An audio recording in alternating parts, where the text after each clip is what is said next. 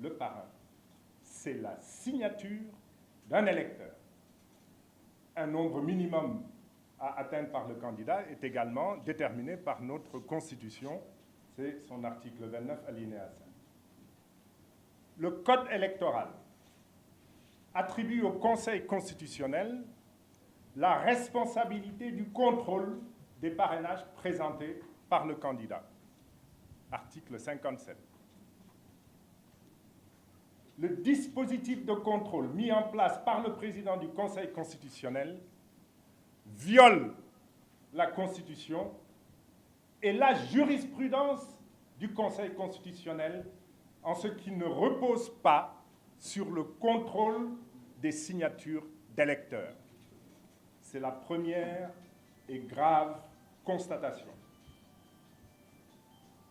Les procès-verbaux de vérification des parrainages de chaque candidat signés par M. Pape Oumar Sarr, président du Conseil constitutionnel, sont illégaux et entachés de vices de forme, car le Conseil constitutionnel est un organe collégial.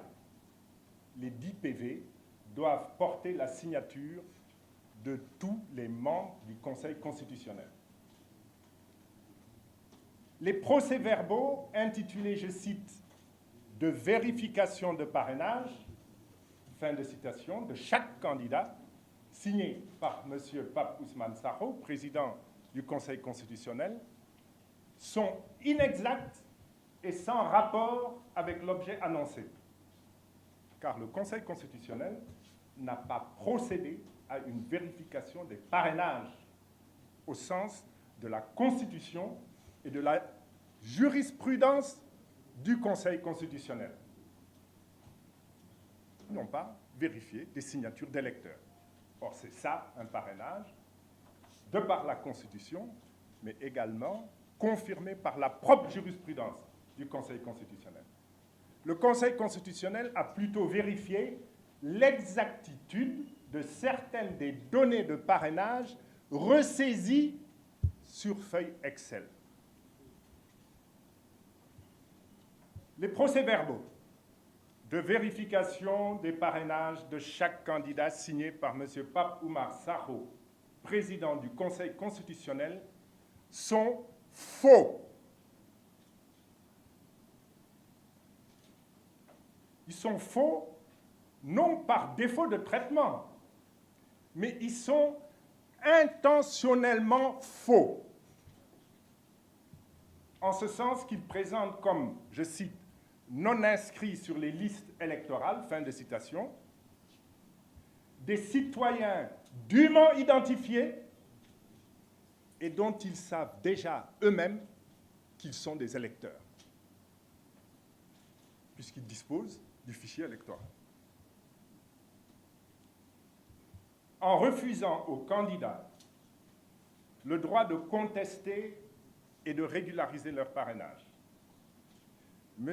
Pape Oumar Sarr, président du Conseil constitutionnel, signataire des procès-verbaux, viole les dispositions de la loi organique relative au Conseil constitutionnel en son article 2, alinéa 1, qui leur reconnaît ce droit. En refusant aux candidats le droit de contester et de réclamer redressement des procès-verbaux établis, M. Pape Oumar Sarr, président du Conseil constitutionnel, dénie aux candidats à l'élection présidentielle de notre pays un droit reconnu aux étudiants face au jury de délibération. Un droit présent à toutes les étapes du processus électoral du Sénégal. Et bien plus grave, M. Pape Oumar Sarr préjuge de l'issue de tout recours que les candidats pourraient introduire. Tout cela est bien évidemment gravissime dans un État se réclamant de droit. Bon, vous avez déjà la conclusion, il me reste maintenant quand même à démontrer la justesse de ce que je viens de vous livrer. Mais avant cela, je voudrais quand même souligner que si nous restons dans la logique actuelle, cela signifierait que nous sommes en train de nous diriger vers une élection présidentielle qui aura probablement environ 5 candidats, contre 14 en 2012. Ce nombre est anormalement faible pour une démocratie où le vote se fait sans primaire. Cette réduction de l'offre politique, car c'est bien de cela qu'il s'agit, parce que l'offre politique doit permettre aux candidats de choisir. 15 candidats en 2007, 14 candidats en 2012. Il est raisonnable de penser qu'un pays comme le Sénégal pourrait organiser des élections avec une vingtaine de candidats.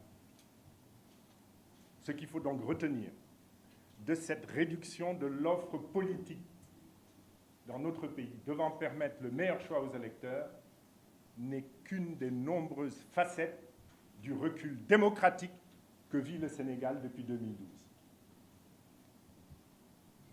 Mais cette réduction du nombre de candidats n'a été possible que par la mise en place d'un système de parrainage conçu et mis en œuvre par les 3 pouvoirs qui fondent toute démocratie agissant à l'unisson.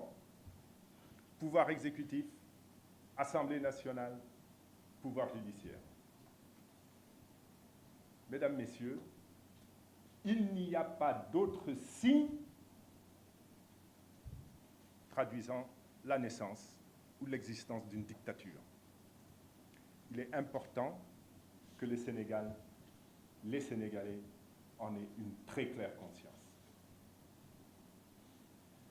Alors, je vais commencer par démontrer, ce petit rappel ayant été fait, que le parrainage a été conçu et construit comme élément de recul démocratique.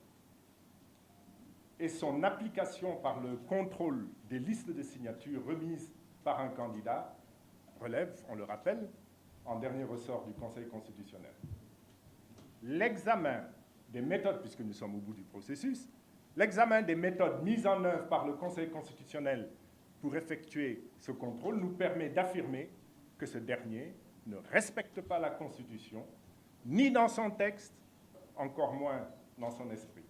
Ne respecte pas non plus sa propre jurisprudence, puisqu'il faut rappeler que le système de parrainage existait pour les candidats indépendants. Il a simplement